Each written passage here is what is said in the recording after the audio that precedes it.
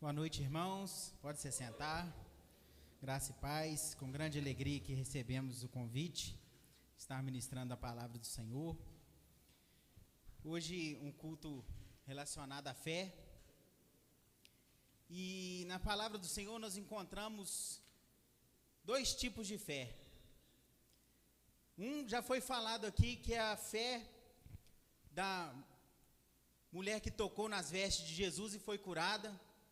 A fé do cego de Jericó que clamou: Jesus, filho de Davi, tem misericórdia de mim.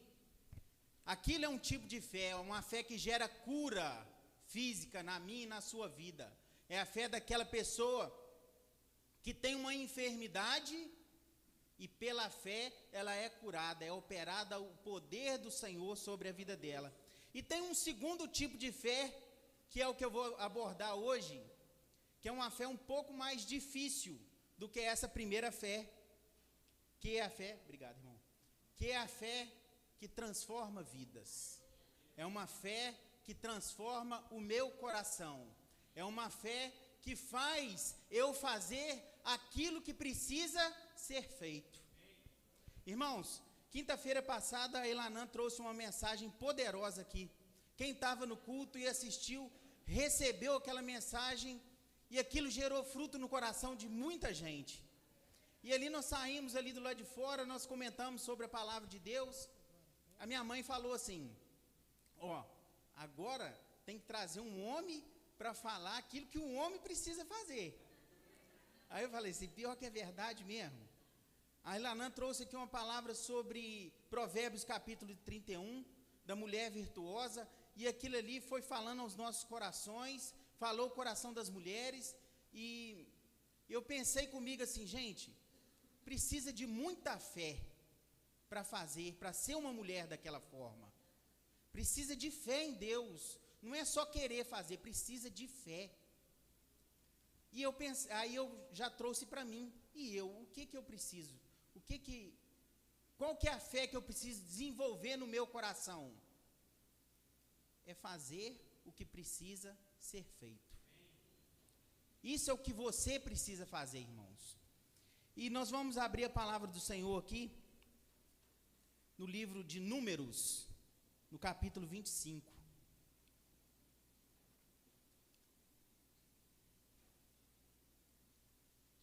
A partir do versículo 1. Eu não sei se nessa igreja que alguém já pregou no livro de Números. Você é o primeiro, acho que eu estou estreando o livro. Números capítulo 25, todo mundo achou? Diz assim a palavra do Senhor: habitando Israel em Sitim, começou o povo a prostituir-se com as filhas dos moabitas. Estas convidaram o povo aos sacrifícios aos seus deuses. E o povo comeu e inclinou-se aos deuses delas. Juntando-se Israel a Baal-peor, a ira do Senhor se acendeu contra Israel. E disse o Senhor a Moisés: toma todas as cabeças do povo e enforca-os ao Senhor ao ar livre, e a ardente ira do Senhor retirará de Israel. Então Moisés disse aos juízes de Israel: cada um mate os homens da sua tribo que se juntaram a Baal-peor. Eis que um homem dos filhos de Israel veio e trouxe a seus irmãos uma midianita perante os olhos de Moisés e de toda a congregação aos filhos de Israel.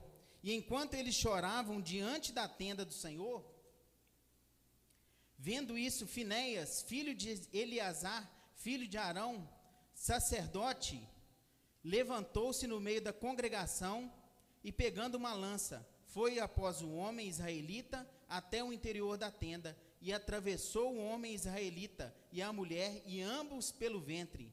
Então a praga cessou sobre os filhos de Israel. E os que morreram da praga foram 24.000.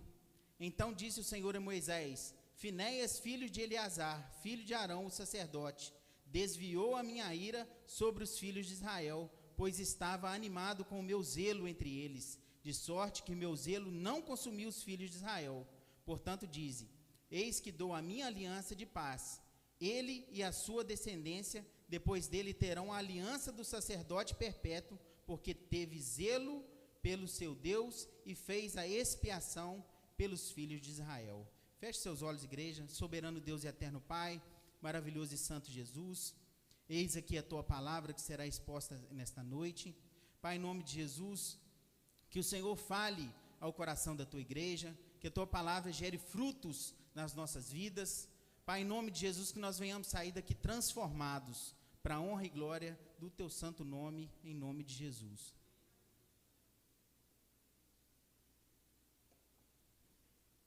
Irmãos, o livro de Números conta a história do povo de Israel no deserto. Quando Moisés foi levantado por Deus para tirar o povo do Egito, todos nós conhecemos a história. Deus levanta Moisés com muita autoridade no meio daquele povo e com muito juízo diante de Faraó e o Egito inteiro. As pragas do Egito começaram a ser lançadas a fim de que Faraó libertasse o povo que estava em escravidão há mais de 400 anos. E na última praga, que seria a morte dos primogênitos, Deus dá uma ordem a Moisés e fala assim: vocês vão pegar um cordeiro sem mancha, imaculado, um cordeiro perfeito, vai sacrificar aquele cordeiro ao Senhor. Vai pegar o sangue daquele cordeiro e passar nos umbrais da porta, porque esta noite eu vou enviar um anjo que matará todos os primogênitos da terra de Israel, da terra do Egito. E quando o anjo vir aquele sangue vertido na porta, ele vai olhar e vai falar assim: aqui já morreu um primogênito, eu não preciso entrar. E aquele sangue vertido naquela porta livrou o povo de Israel da última praga, e Faraó ali perdeu o seu filho, e o coração dele se inclinou a liberar o povo que estava escravo no Egito. Saindo daquele dia da Páscoa, eles colocaram aquele cordeiro que foi sacrificado. Eles iriam ceiar aquele cordeiro, juntamente com os pães asmos e as ervas amargas. Haveria uma ceia aquela noite. Os pães asmos, não sei se vocês sabem, é um pão fabricado sem fermento. Por que ele é sem fermento? Porque Deus havia pressa de tirar o povo do Egito. Então, um pão que colocasse fermento, você misturaria a massa e deixaria aquela massa fermentando por 2 ou 3 dias. A gente sabe que o fermento naquela época é diferente do fermento de hoje. Hoje, em 40, 50 minutos, a massa já leveia. Daquela época demorava 2 ou 3 dias. Então o pão sem fermento simbolizava isso: vocês vão comer um pão sem fermento, porque eu tenho pressa de tirar o meu povo da escravidão do Egito. E as ervas amargas, imagina só você comer um pão com boldo. Amarga o coração, amarga a boca, amarga tudo na nossa vida. Não é assim que funciona? Para o povo lembrar o quão difícil era a sua vida lá no Egito, o quão difícil era a escravidão que ele servia lá no Egito. E ali eles ceiam aquele cordeiro com aquele pão e aquelas ervas amargas. E Moisés tira o povo do Egito. E o povo começa a caminhar pelo deserto, mas logo eles estão de cara com o Mar Vermelho. E Deus endurece o coração de Faraó lá atrás, e ele fala: esse povo saiu, eu não posso deixar esse povo sair, eu vou atrás dele. E levanta o exército inteiro do Egito atrás do povo de Israel, para voltar com o povo de Israel que ele havia liberado. E o povo começa a clamar, vendo o Faraó e os seus cavalos e cavaleiros vindo, e o mar na frente, e o povo começa a clamar a Deus. E Deus responde: Moisés, por que clamas a mim? Diga ao povo de Israel que marche, pegue o bordão que você tem na mão e toca nas águas. Moisés foi, tocou nas águas, as águas se abriram, e o povo de Israel passou a seco. E 600 mil homens saíram do Egito naquela noite, e atravessaram o mar, através do milagre que Deus operou pela vida de Moisés. Passado o último israelita, Moisés tira o cajado do mar, o mar se fecha. Faraó, seus cavalos e cavaleiros morrem. Irmãos, ali o povo estava livre, em direção à terra que foi prometida a Abraão, Isaque e a Jacó. E o povo foi caminhando pelo deserto em direção à terra de Canaã, uma terra boa, uma terra que mana leite e mel. E Deus direciona aquele povo ao sul, em direção ao Monte Sinai, para que ali fosse dado as tábuas dos 10 mandamentos e Deus falasse ao coração do povo. E caminhando, se não me engano, por 11 dias, eles chegam até a planície do Monte Sinai e eles acampam naquele lugar. Moisés é convidado pelo Senhor a subir ao monte, e Moisés passa 40 dias com o rosto em terra, sem comer e sem beber.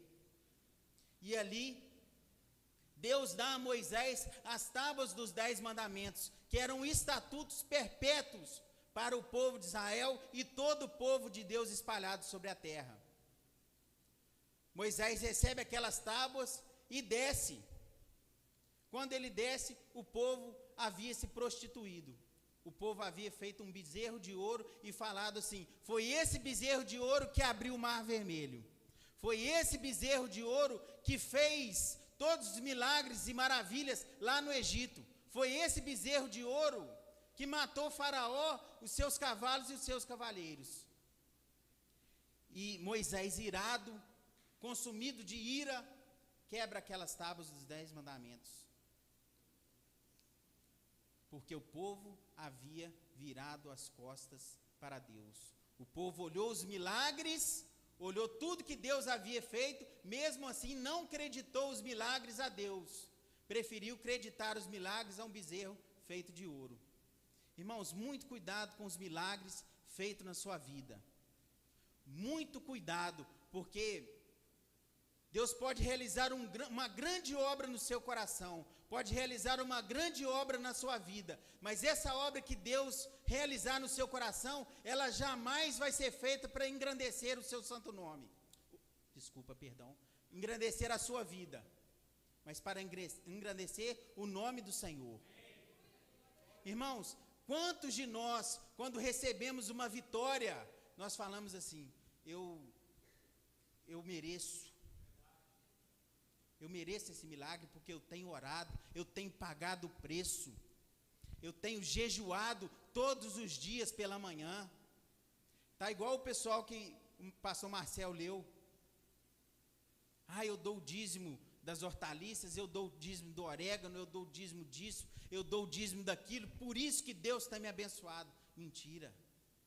Deus tem te abençoado por causa da graça que foi derramada na cruz do Calvário sobre a vida de cada um de nós.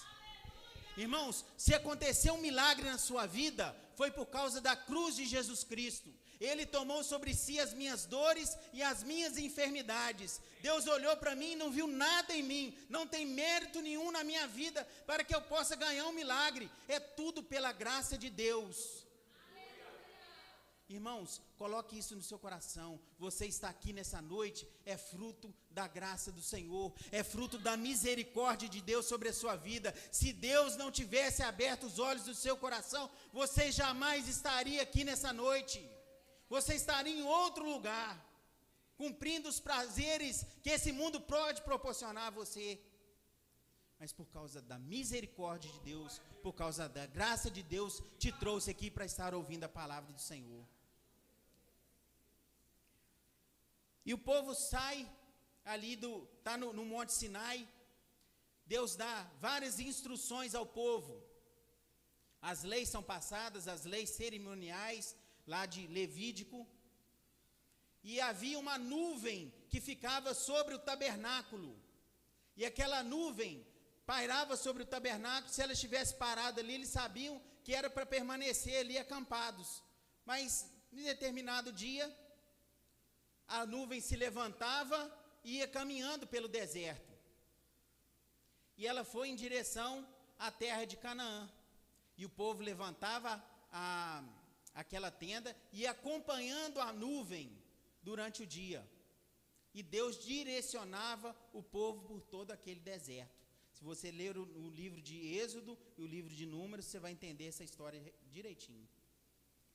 Chega em determinado lugar, próximo à terra, onde mana leite e mel, a terra da promessa de Abraão, feita a Abraão, Isaque e Jacó. Deus levanta 12 homens, 12 espias, e fala assim: vai lá e olha a terra, olha como aquela terra é boa.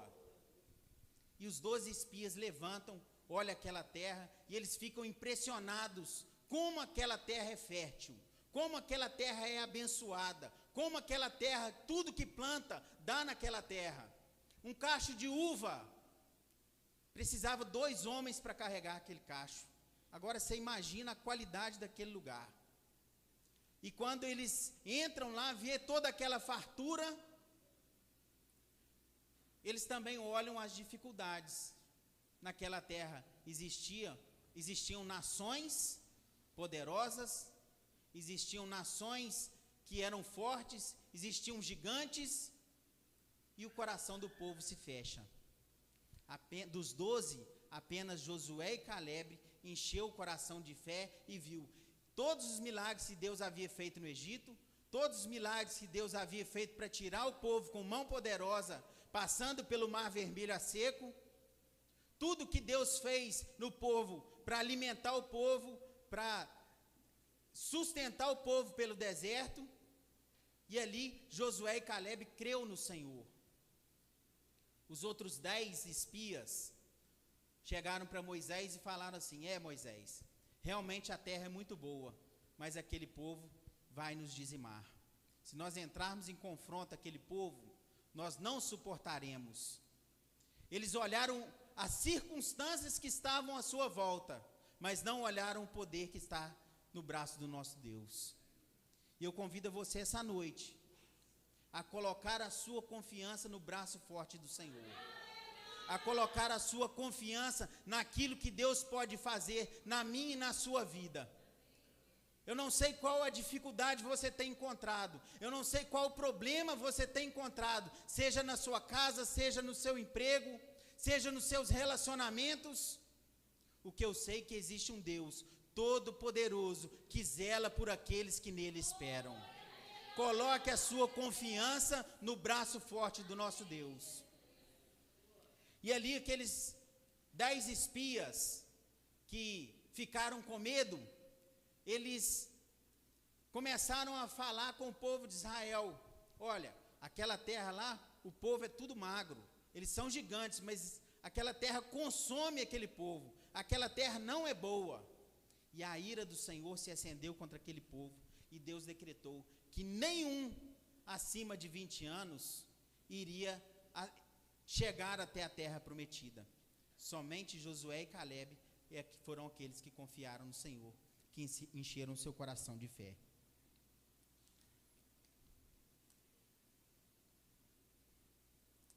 E agora eu vou entrar no texto, para expor o texto em nome de Jesus. Habitando Israel em Sitim. Irmão, Sitim era um lugar a porta de Jericó, próximo ao rio Jordão. A tenda do Senhor, como eu falei, a nuvem que guiava a tenda, ela levou o povo até ali Sitim. E era uma terra dos midianitas. E começou o povo a prostituir-se com as filhas dos moabitas. Irmãos, quem eram os moabitas? Moabitas eram uma tribo que era descendentes de Moabe. Moabe era um filho de Ló, um filho da prostituição. Lá em Gênesis, se não me engano, capítulo 17 ou 19, não sei, Ló estava lá em Sodoma, e Deus decide tirar Ló, que era sobrinho de Abraão. Ele tira Ló, e ele fala com Ló assim: sai você, suas filhas e sua esposa, eu vou consumir Sodoma, eu vou lançar fogo do céu sobre Sodoma. Esse povo tem pecado diante de mim. E quando ele sai, Deus dá uma ordem: não olhe para trás. E ele saiu e começou a chover fogo lá em Sodoma. E ele resolveu, a esposa de Ló olhou para trás, e ela virou uma estátua de sal. Continuou a peregrinação Ló e suas 2 filhas, e acamparam em um determinado lugar, e as filhas de Ló, infelizmente, tiveram uma atitude muito ruim. Elas falaram assim, nosso pai, ele não deixará nenhum descendente, isso está errado, vamos nos deitar com o nosso pai, a gente vai embriagá-lo, e a gente vai ter relação para que a descendência do nosso pai siga adiante. E elas fazem isso, e elas têm 2 filhos, um chamado Amon, que é o pai dos amonitas, e Moabe, filho dos moabitas. Irmãos, esse povo, eles são inimigos de Israel até os dias de hoje, por causa de uma decisão errada. Elas não fizeram o que deveria ser feito. E começou o povo a prostituir-se. Irmãos, cuidado com os envolvimentos que você tem tido na sua vida secular. Ali o povo chegou a Sitim e começou a se prostituir com as mulheres. Irmãos, eu não sei com que tipo de gente você se envolve no seu dia, mas muito cuidado. Muito cuidado com quem você pega conselhos. Muito cuidado com quem você abre o seu coração. Aqui, as moabitas levaram o povo de Israel a se prostituir. No versículo 2 vai dizer: essas convidaram o povo aos sacrifícios aos seus deuses, e comeu e inclinou aos seus deuses. Irmãos, é muito sério quando você pega uma pessoa que não teme a Deus e pega um conselho com ela. Você, esposa, às vezes você tem uma grande amizade com uma vizinha sua, mas aquela vizinha, ela não teme a Deus, ela não tem capacidade nenhuma de instruir a sua vida. Rapaz, você jovem, cuidado com as suas amizades com as pessoas do mundo. Cuidado com as amizades que podem te levar para o buraco. Aqui essa prostituição, ela fala de relação sexual. Entretanto, eu e você, nós podemos nos prostituir com aquilo que nós conversamos com as pessoas que estão do lado de fora, com aquilo que nós temos visto na internet. Nós nos prostituímos quando nós pegamos as pessoas que não têm nada com Deus, os conselhos que elas nos dão, e nós aplicamos na nossa vida. Nós não precisamos de conselhos do mundo. Nós precisamos dos conselhos que estão descritos na palavra do Senhor. Quando você colocar os seus conselhos, pegar aqui os conselhos descritos na palavra do Senhor e aplicar na sua vida, a sua vida vai deslanchar, a sua vida vai prosperar, você será muito mais do que abençoado. Bem-aventurado um homem que não se assenta junto às rodas dos escarnecedores, antes tem o seu prazer na lei do Senhor. Irmãos, nós temos aqui pastores abençoados, pastores que estão na lida aí, há muitos anos, já ouviram tudo quanto é tipo de problema. Eu tenho certeza que a solução do seu problema pode estar num conselho dele. Busque conselhos com seus pastores, busque conselho com seu líder de célula, busque conselho com pessoas que temem verdadeiramente o nome do Senhor. Você vai pegar um conselho com gente de fora, você vai se estrepar. Pessoas de fora não têm compromisso com a palavra de Deus. Pessoas de fora não têm compromisso com o Senhor, não têm compromisso com o reino de Deus. Cuidado com quem você abre o seu coração. O povo aqui se prostituiu com as moabitas. Eles sacrificaram ao Senhor deles e não ao Senhor de Israel. Muito cuidado. Você, jovem, cuidado com o namoro com pessoas que não são de Cristo, que não são da igreja, que não temem a Deus. Meninas, muito cuidado com o namoro com quem não é crente, com quem não teme ao Senhor. Vou falar um negócio para você e é verdade. Ele vai tentar fazer alguma coisa até você ceder. O dia que você ceder, ele vai te largar. Porque é assim que funciona com as pessoas do mundo. Tome muito cuidado, você jovem, você adolescente, com os seus relacionamentos. Primeiro que adolescente não precisa de namorar. Primeiro ponto. Eu sei que vai chegando a uma certa idade, a gente vai ficando numa ansiedade, numa coisa fora do normal, os hormônios vão aflorando,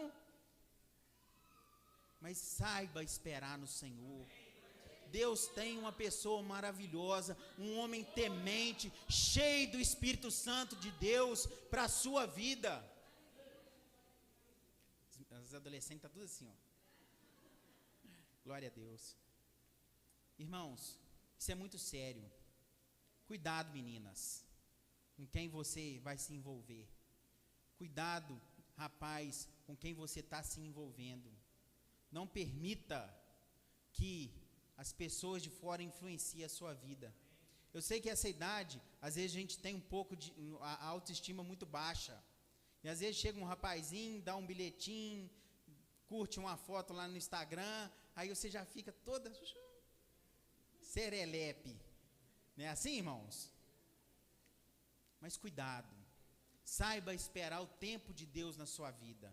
Saiba esperar aquilo que Deus tem preparado para você. Não queime etapas para a honra e glória do Senhor Jesus. Deus tem um casamento para cada um de vocês. Um casamento muito abençoado. Um casamento de uma pessoa que as pessoas vão olhar para você assim e falar assim, ó, eis ali um servo e uma serva de Deus. As pessoas vão olhar para a sua casa e vão falar assim, ó, quando eu crescer eu quero ter uma casa igual a deles. Sabe por quê? Porque souberam esperar no Senhor. Esperei com paciência no Senhor. Salmo 40. Ele se inclinou e me ouviu. Amém, irmãos? Versículo 2. E estas convidaram o povo a sacrifícios oferecidos aos seus deuses. E o povo comeu a carne dos sacrifícios e adorou aos deuses dessas mulheres. Irmãos, aqui eles feriram os 10 mandamentos. Por isso que a ira do Senhor se acendeu. Não terás outros deuses diante de mim. Não fareis para ti imagem de escultura. Não te encurvarás a elas e nem as servirás, porque eu sou Deus zeloso, que visita a maldade dos pais e dos filhos até a 3ª e 4ª geração daqueles que me aborrecem, mas faço misericórdia até 1000 gerações daqueles que me amam. Irmãos, quando nós nos prostituímos, não estou falando de prostituição de ato sexual, mas quando nós buscamos conselhos, a não ser da palavra de Deus, nós oferecemos sacrifícios a outros deuses. Quando nós colocamos a nossa esperança nas coisas deste mundo, na sua conta bancária, no carro que você tem, na casa que você tem, na casa que você mora, você faz isso aí, ó. Você oferece sacrifício a outros deuses. Tudo que você tem é do Senhor. Tudo que você tem foi Deus que te deu. Tudo que você é pertence ao Senhor. Todo o seu ser é do Senhor. Não dê crédito ao esforço do seu trabalho. Não dê crédito à bênção que o seu patrão te dá lá no seu trabalho. Ah, meu patrão me abençoou. Não foi o patrão que te abençoou, foi Deus que te abençoou. Ah, hoje eu tenho essa oportunidade graças ao político tal. Mentira, foi Deus que deu a oportunidade de você fazer uma faculdade. Foi Deus que te deu a oportunidade de comprar os móveis que você tem na sua casa. Foi Deus que te deu a oportunidade de ser aquilo que você é. Quando você acredita as suas bênçãos a outras pessoas, você acaba se prostituindo.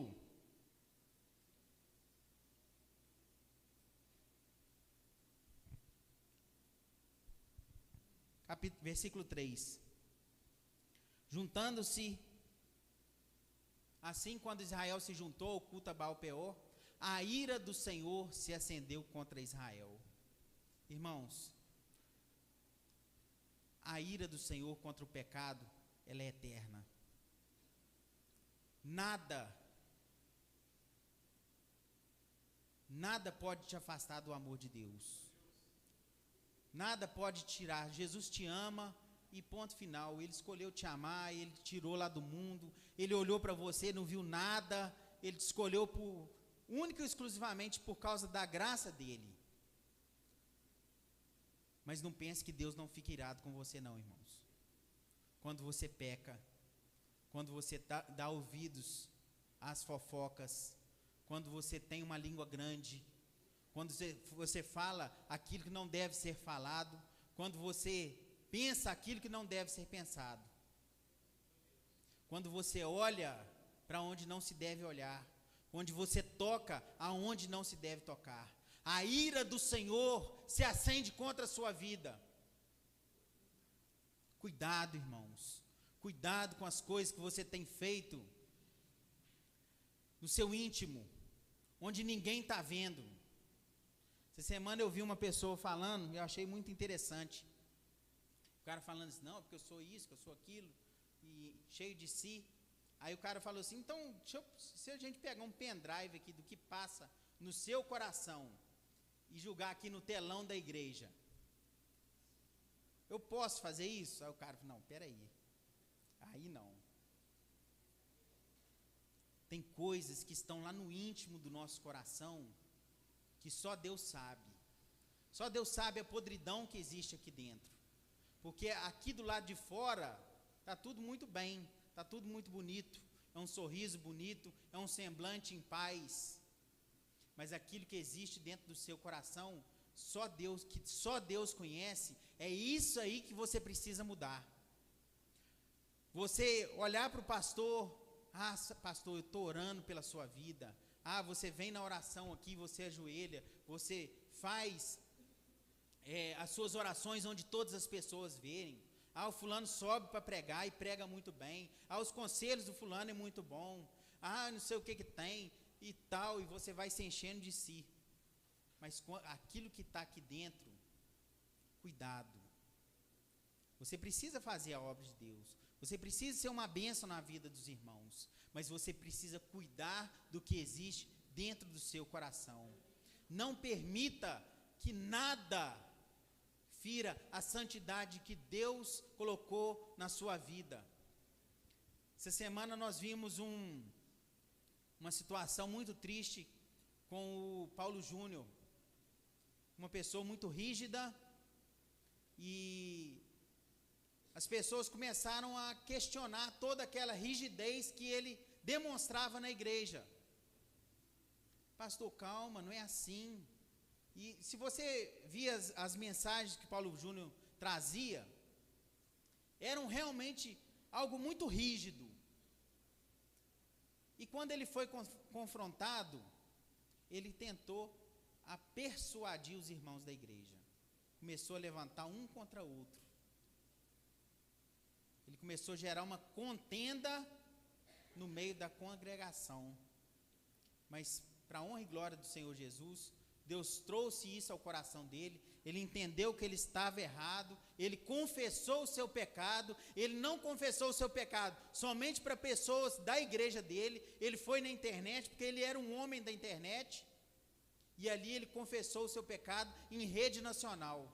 Pequei contra o Senhor. Eu era extremamente rígido. E quando eu fui confrontado, eu tentei persuadir as pessoas falando que elas estavam erradas e eu certo. E eu julguei um irmão contra o outro irmão. E isso é pecado. E eu estou abrindo mão do meu ministério para sentar no banco, para ouvir da palavra do Senhor, para ser restaurado pelo Senhor. É essa atitude que eu e você precisamos ter. Existem pecados dentro do nosso coração que estão presos aqui dentro, que nós não temos mais nem coragem de confessar para o Senhor. Mas nós precisamos confessá-los. Doa quem doer. Irmãos, você que leva uma vida santa diante de Deus, você que quase não peca, Irmãos, não brinque com o pecado. Estou falando para você que é aquele que serve a Deus verdadeiramente. Se brotar uma raizinha de pecado na sua vida, não negocie com o pecado. Não deixe o pecado entrar na sua vida. Confesse o seu pecado, busque ajuda. Pastor, está acontecendo isso.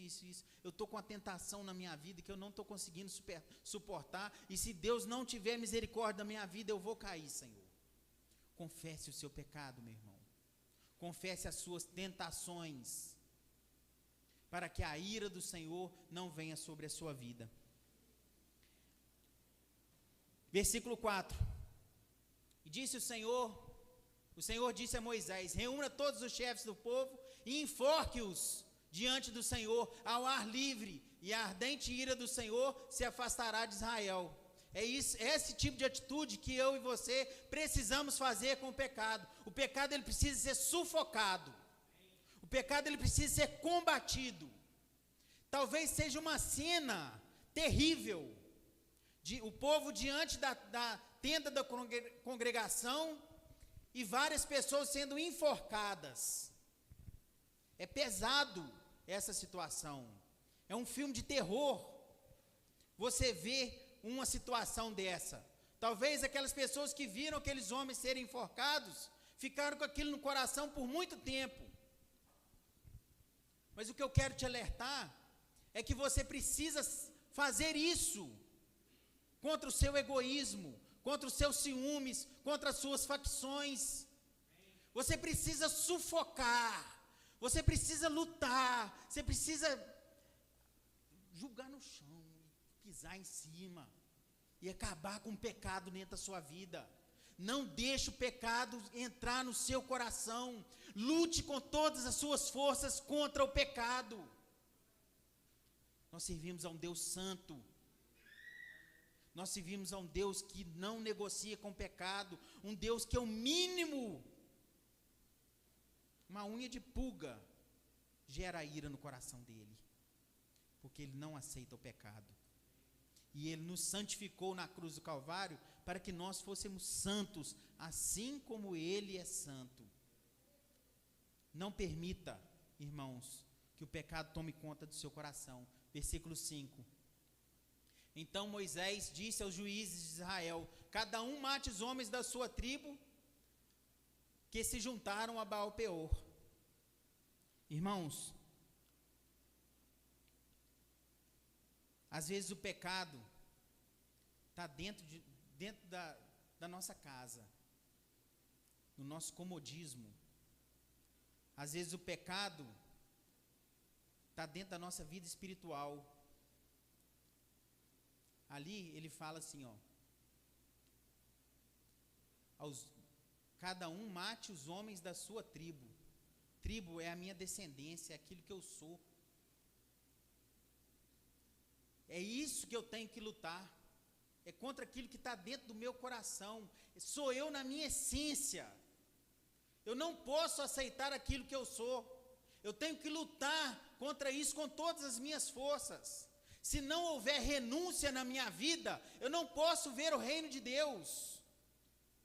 É a palavra mais importante para você, igreja. Renúncia.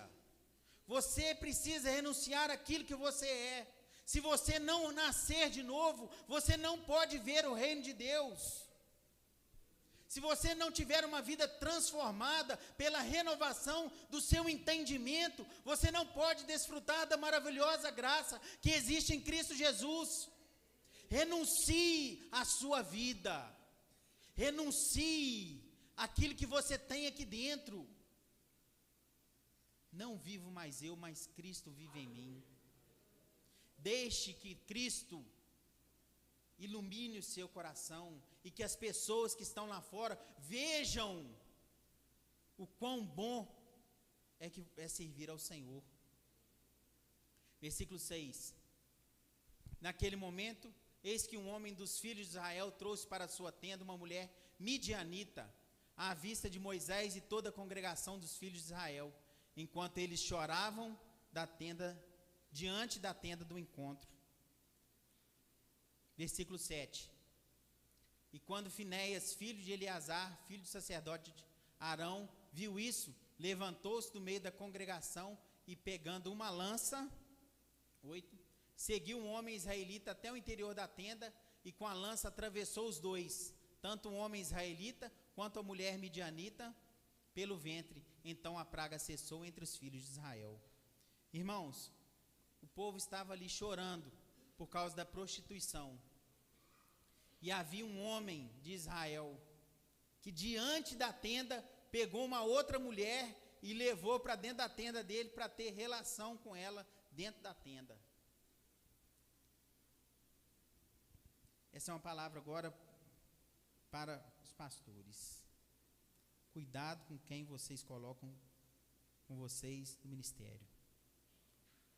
Busque a Deus. Não haja sem a direção de Deus. O homem era israelita.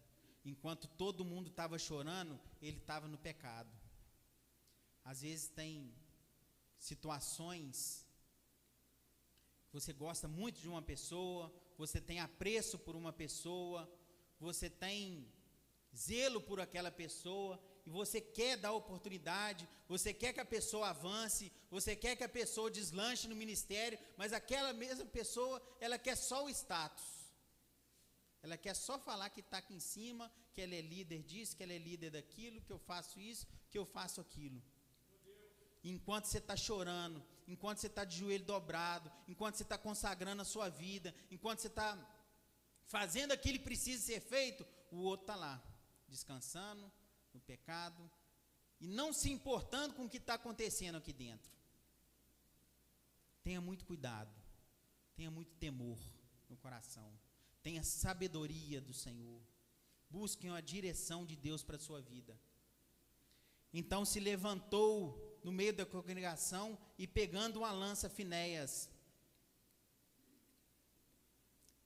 foi lá e matou aquele israelita. Irmãos, ele se levantou e fez o que precisava ser feito. Mais uma cena trágica do texto. Foi lá e assassinou aquele homem que estava em pecado. Mas ele agiu. Enquanto todos estavam chorando, perplexos, vendo aquilo que estava acontecendo, ele foi lá, movido pelo zelo do Senhor, e fez o que precisava ser feito. Ele acabou com aquela farra, ele acabou com aquele pecado, ele acabou com aquela bagunça, ele fez o que precisava ser feito, e é isso que eu e você precisamos fazer. Você não é bobo, irmão, você sabe o que precisa ser feito, você sabe que você precisa orar, você sabe que você precisa consagrar a sua vida, você sabe que você tem os seus deveres, faça os seus deveres, busque uma vida de oração, busque uma vida de consagração no Senhor. Enquanto você continuar empurrando a sua vida com a barriga, nada vai acontecer. Eu sei que eu preciso orar, mas tenho orado, não tem, então não adianta. O que adianta você saber? O que adianta você ter fé, se a tua fé não acompanha com as obras? Existe uma dualidade na Bíblia, que Paulo fala, que pela graça sois salvos mediante a fé, e Tiago vai falar que é mediante as obras. É pela fé ou pela obra? É pela fé.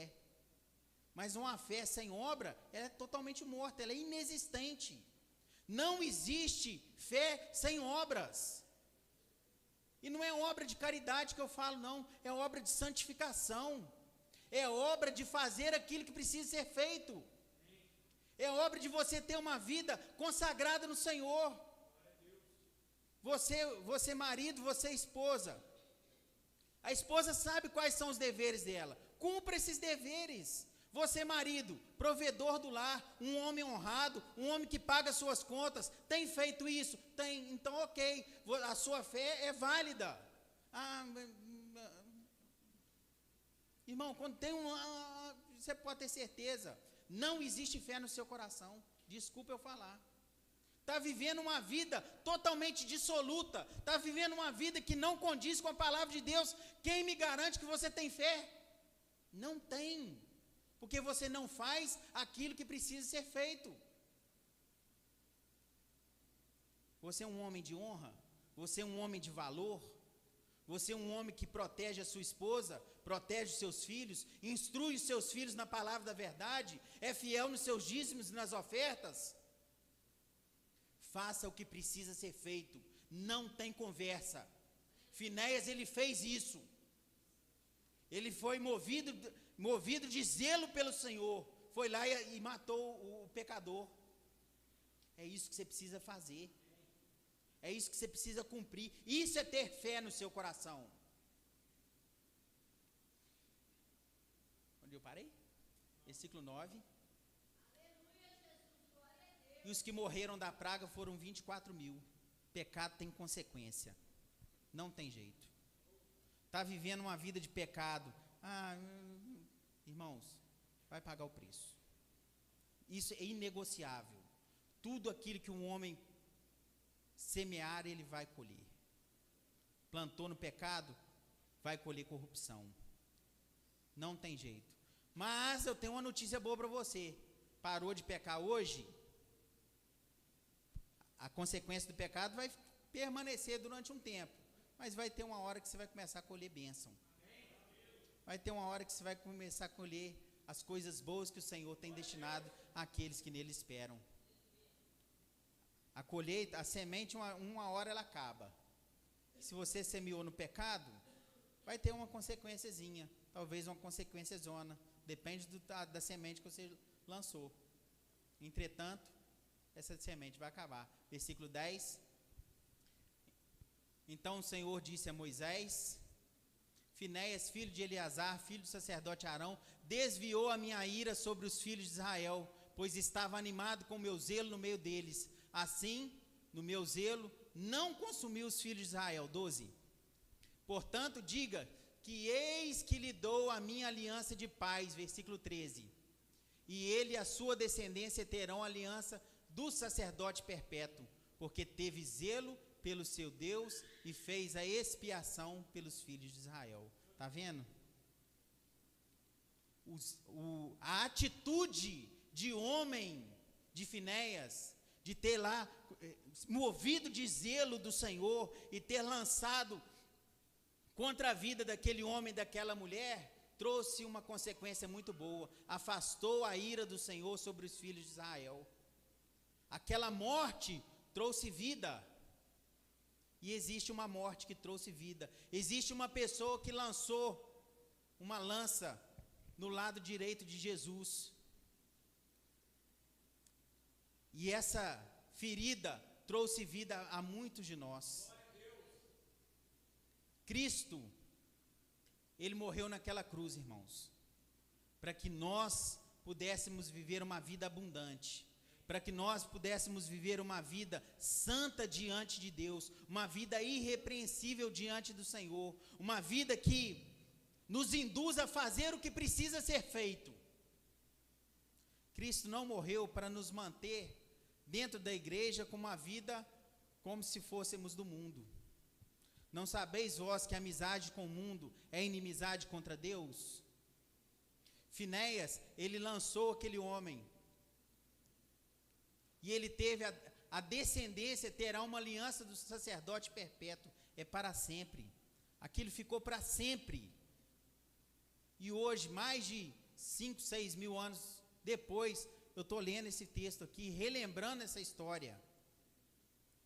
O tanto que isso foi importante para aquele povo. Ele deixou um legado, fez o que precisava ser feito. E qual é o legado que eu e você deixaremos para a nossa casa? Qual o legado que eu e você deixaremos no nosso trabalho? Qual o legado que eu e você deixaremos com as nossas amizades, com as pessoas que não conhecem a Deus? Será que as pessoas olham para nós e falam assim: verdadeiramente eis um servo do Senhor? Ou eu e você somos farinha do mesmo saco? Irmãos, você tem fé? Então faz aquilo que precisa ser feito. É impossível falar de fé se não lembrar de Hebreus capítulo 11. Na hora que o Marcelo me fez o convite, falou assim: o tema é fé. Veio logo na minha cabeça Hebreus capítulo 11. Aí você vai ler Noé, Abraão, Raabe, Sansão, Davi, Samuel. Sabe como eles provaram a fé que eles tinham? Quando eles agiram. Eles mostraram a fé, a grande fé que existia no coração dele, quando eles fizeram aquilo que precisava ser feito. Raabe escondeu os espias, recebeu eles na sua casa, escondeu eles lá, fez o que precisava ser feito. Davi, quando que Davi provou a sua fé? Quando ele falou assim, ó, você vem contra mim com armadura, com espada, com lança e com escudo, mas eu vou contra você em nome do Senhor dos Exércitos, e você vai cair hoje. E não deu outra. Ele pegou a funda e deu uma cacetada, acertou a testa do gigante, matou o gigante, fez o que precisava ser feito. Abraão, sai da sua casa, da terra da tua parentela, e vai para uma terra que eu vou te mostrar. Se ele ficasse lá, eu creio em Deus, Deus falou no meu coração, mas agiu, não adiantou nada. Não adiantou, não adianta nada você ter fé e não ter uma vida transformada. Não adianta nada você ter fé e aquilo não mudar no seu coração. Abraão creu e saiu da terra dele e foi para onde Deus havia mandado. Ele fez o que precisava ser feito. Irmãos, e essa é uma palavra que eu deixo para o seu coração. Faça o que precisa ser feito. As mulheres, leiam lá novamente, Provérbios 31. Siga aquilo ali. Peça a Deus fé para vocês cumprirem na íntegra.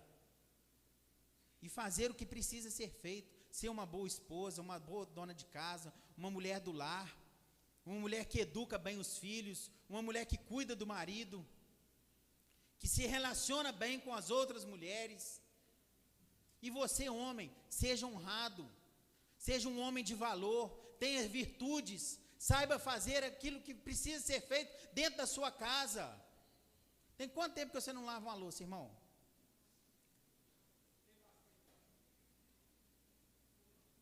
Lembra lá de Adão. A mulher é uma auxiliadora. O serviço de casa é seu, a mulher está ali para te auxiliar.